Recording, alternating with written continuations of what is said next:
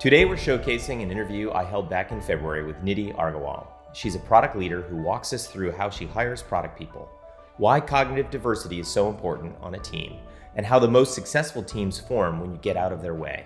It's one of my favorite conversations. I can't wait for you to meet her.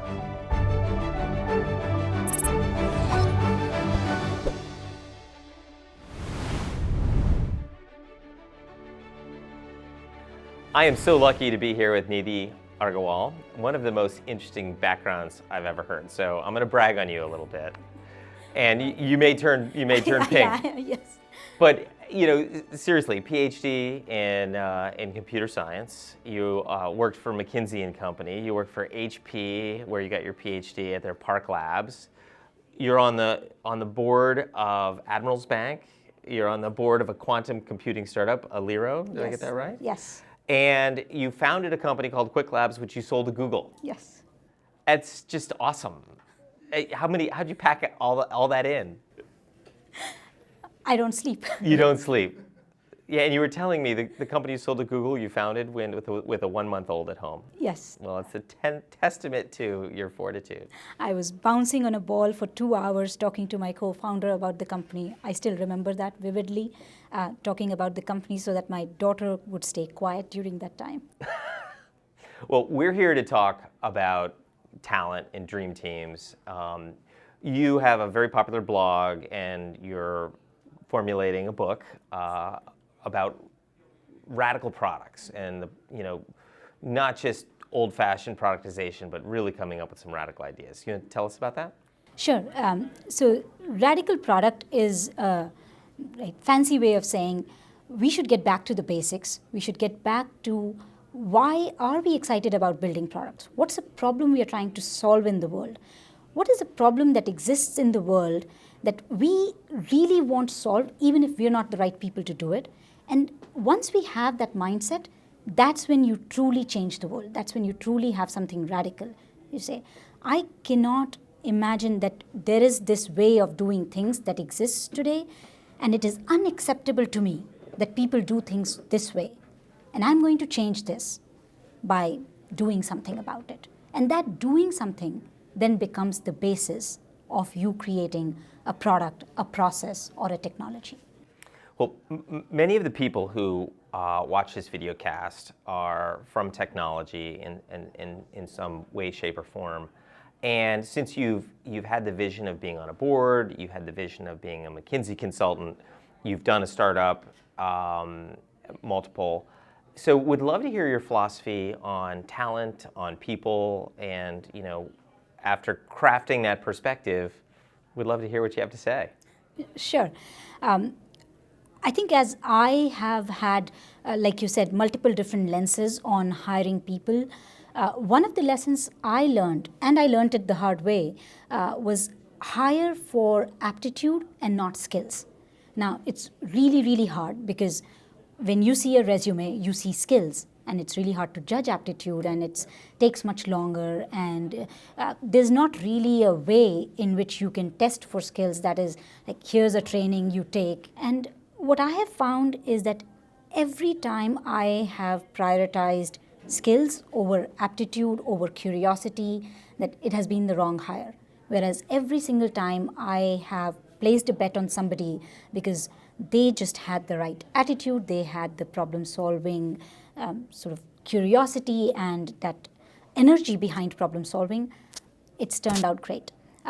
A story I like to tell is of, and I know this is my colleague who's my friend, and she's probably going to be, if she watches this, she might be embarrassed, but I love her.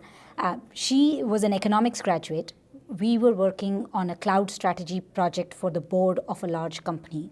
And in 6 weeks, we had to talk to them about what their cloud strategy should be in a world where large players like Amazon and Microsoft and Google were coming out and taking over the cloud. And the first day of the project, I had to talk to her about public cloud being like a restaurant, the private cloud being like your kitchen. You can do what you want. But hybrid cloud being like catering. You have somebody... Simple analogy, but you're starting at the basics. I'm starting at the basics, and I'm thinking to myself, man, I don't know if this is going to work out. How are we going to say something insightful about cloud strategy when I have a colleague who I have to start with the basics of a Really restaurant from from scratch. But I have to say, she kept asking questions. Anything she didn't understand, anything that didn't make sense, it was that curiosity, it was that doggedness, it was that single-minded determination to solve the problem, that I was honored to do the best work of my consulting career with her on cloud strategy. And I mean, it was very insightful because it wasn't written from a jargon perspective. It wasn't an answer that a technologist came ground in. up. It was ground From up. curiosity. It was ground up So first. how do you, I love it. Aptitude, curiosity, that intellectual like fire. How do you interview for that? Because it's so hard to do. Do you have some tricks? I'm sure would love to know. So a trick I have started to use in the past few years and which has worked for me is I actually take a real life problem I'm struggling with right now and I try and have a conversation with the candidate about that problem. Now, this isn't like a McKinsey case No, this isn't a examination. McKinsey case This is a conversation. This is a conversation. This is a conversation about, hey, this is a problem I am struggling with. Say, for example, in my startup, I would say, hey, I have 20 partners around the world, and right now, as 4 people in the company, and this was early days, and say, we are struggling with how to manage updates to all these partners who are in Japan, China, Australia, India, and we're sleeping with a pager. How do you think we could think about solving this problem? And in that conversation, you can see if the person is engaged, if they're intellectually curious, if they're thinking about the problem from different dimensions. Maybe they say, how about you hire a team in India? Which is maybe the first sort of logical answer. But then you think about, well, how is that really going to work and will they understand it? Then you unpack it more and say, is there a technological solution? Could we think about building a script or something that would automate it? Well, but let's unpack the problems with that and who would it work for? How would we configure it? And then maybe you think about what about a hybrid solution? What about a solution? And I think in that conversation, you learn a lot about a person. How they think. How they think, how they approach a problem. How deep they get. How deep they get. They're not going to give you the answer. But how do you make sure that you don't bring your own bias to bear? I mean, if you answer the question how I would, I'd be like, oh, you're brilliant. And you just maybe mimicked my thought process vis-a-vis, someone who is very different from you. So you make sure you don't unintendedly ding someone for being different. Right. And 2 things there. One, if it is a problem that you're actually struggling with, you don't know the answer. So that captures some of the biases because that person is probably teaching you something new. Hopefully. Right? And so you're not saying there is a right answer, and if they reach that right answer, they are the right candidate.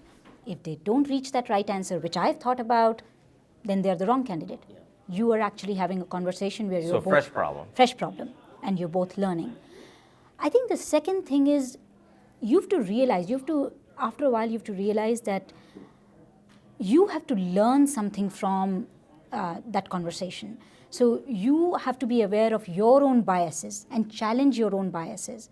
And that awareness comes slowly where you're saying, just because they answered something I like, let me push on that. Let me actually test that if I test them, are they going to think differently than I will?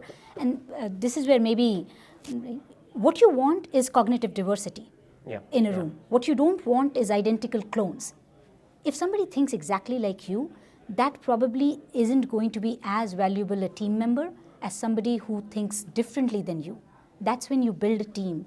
Do you think that's more so in the product space than it would be, say, on a sales team? So as a general philosophy, I would say I actually value it everywhere, but you're absolutely right that in a product space, it is really, really critical. And the reason is you're trying to build something new. There can't be one right way to build something new. You have to have that cognitive diversity where people challenge each other's ideas so that you reach the best possible idea. Yeah, I mean, Jobs was famous for hiring an Egyptologist on his product team, and I took a course in Egyptology. I'm like, that's bizarre. But he did it from a, background, but you're doing it from a cognitive or curiosity. Mm-hmm. That's fantastic. So have you been successful in repurposing people who don't have those skills? You know, that might have come from somewhere else. Like you're like great cognitive horsepower, great curiosity, but I have to retrain them. You know, beyond your case with your economist friend. Absolutely, and actually, right, in this environment, and especially for product people, there is no school for product management. So you are constantly having to take people who are probably trained, say, as a PhD in physics or mathematics or data science or engineer, and see if you can empower those people and groom those people to be product people. I've been successful in that, and one example is a colleague of mine who was a PhD in particle physics. She came in and she was a field engineer. And that's actually one of the things I would say. People who are really grounded in your product, in your process, and who are solving your customers' problems day to day are probably the best people who can be groomed to be your product people. Because they're not taking their cues from some McKinsey framework, for lack of they actually know the problem. You want someone who's empathetic to the customer's problems, but technical enough. But technical enough to be able to think of the solutions that might work there. So as you're architecting these teams, is there a size of team that you think is ideal for product, or is there a shape of team or a structure? I mean, how do you think about architecting these? Because the difference between a great product team and an average one can be tenfold. Yeah, more than tenfold. I would say I have always liked the combination of you have a great product person who is empathetic to the customer, and they go interface with your sales and marketing and everybody so that they have that customer mindset. But actually a design person very early on, paired with that product person, so that you can test out your ideas really quickly, and 2 or 3 engineers. That structure is what I found to be very successful in early stage product development. And then I tend to think of it as concentric circles. Then you expand upon that and say, all right, I maybe am now I know the customer's problems well enough, but I need to design this. So you get more designers in that stage. Then you say, I roughly got the design of this thing, which I have tested with customers, which I've tested with my prospect. Now I need to add more engineers to this team. But I always start with that core nucleus. Have you taken that sort of small product philosophy team and like brought them outside of the product world and solved other problems in companies where like your bigger companies? I know you do some consulting for banks. Yeah. So it's actually funny you asked them. I'm actually going through a project right now where I'm taking the same philosophy. I have a product person who knows the product inside and out and who knows the customers inside and out. I have a designer who constantly takes the ideas that this product person generates and actually turns them into something visual, because I'm a huge fan of people react like show, don't tell. If you show, what do you think? What do you think? Versus reams and reams of PowerPoint. Would you pay me for this? Would you pay me for this? And I've had instances where I have taken demos of products that are the screens, and in big banks, and people say, can I buy this? When can I buy this? Because you have taken that concept. You really identified the pain. You really identified the pain.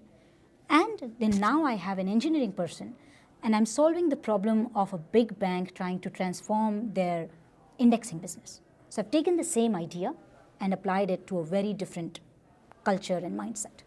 And it works outside of product. That same philosophy of that, you know, you need a strong North Star, you have this diverse team cognitively and other skill sets, and you apply it to a problem, and they take that and they can be really successful with it. And I have to say, right, I think you identified all of the things, that they have to be a self-contained unit who can actually produce something. So that's why How do you measure them?